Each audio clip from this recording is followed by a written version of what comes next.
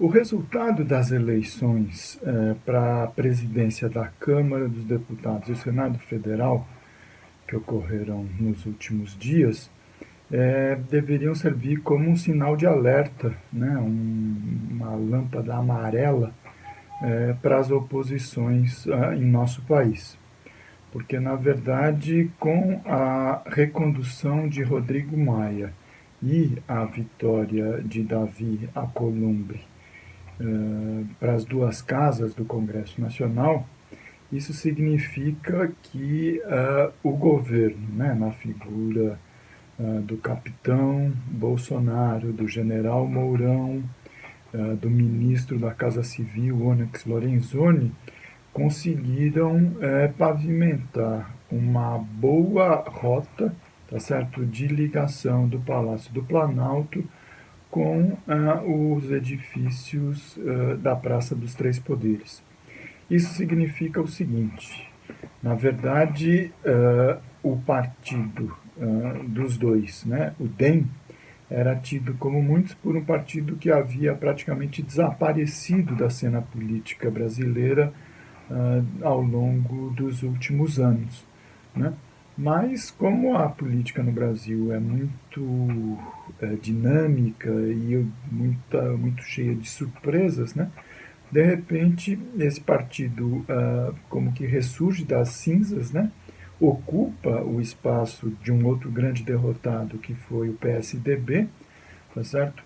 E, na verdade, ele abre o espaço como uma espécie de garantia para que a pauta liberal conservadora de Paulo Guedes, em particular, possa ter a sua tramitação garantida no âmbito do poder legislativo. Porque a gente deve lembrar que o DEM ele tem na sua raiz, na sua gênese, o próprio PFL, o Partido da Frente Liberal, que era um partido também herdeiro da Arena, né, que era o partido de sustentação política da ditadura militar. E o PFL, e por consequência o DEM, são partidos extremamente conservadores no que se refere ao ideário, principalmente econômico. Isso significa que tanto Rodrigo Maia na Câmara quanto Davi Alcolumbre no Senado, ao que tudo indica, não vão opor muita dificuldade para que aqueles temas que o Paulo Guedes considera como essenciais, eles possam ser aprovados. E aí que a gente volta para o início do nosso vídeo, quer dizer, as oposições, as forças democráticas, elas vão precisar atuar com muita unidade entre si, por um lado, e principalmente em muita sintonia com o sentimento da maioria da população. Isso significa dizer que o combate à reforma da Previdência, por exemplo, né, que é visto como o principal alicerce para a credibilidade desse governo, ele seja derrotado no âmbito do Congresso. A mesma coisa com relação às intenções de privatização das empresas estatais. A gente já conversou sobre isso e o governo a todo momento diz que pretende vender o conjunto das empresas estatais federais e sempre faz ali, aqui, uma ressalva, não, talvez nem todo o Banco do Brasil, talvez nem toda a Caixa Econômica Federal, talvez nem toda a Petrobras. Mas de restante, quer dizer, a Eletrobras, até os Correios, né, as próprias áreas não consideradas centrais da Caixa e do Banco e do Brasil, o governo pretende encaminhar e transferir para o setor privado.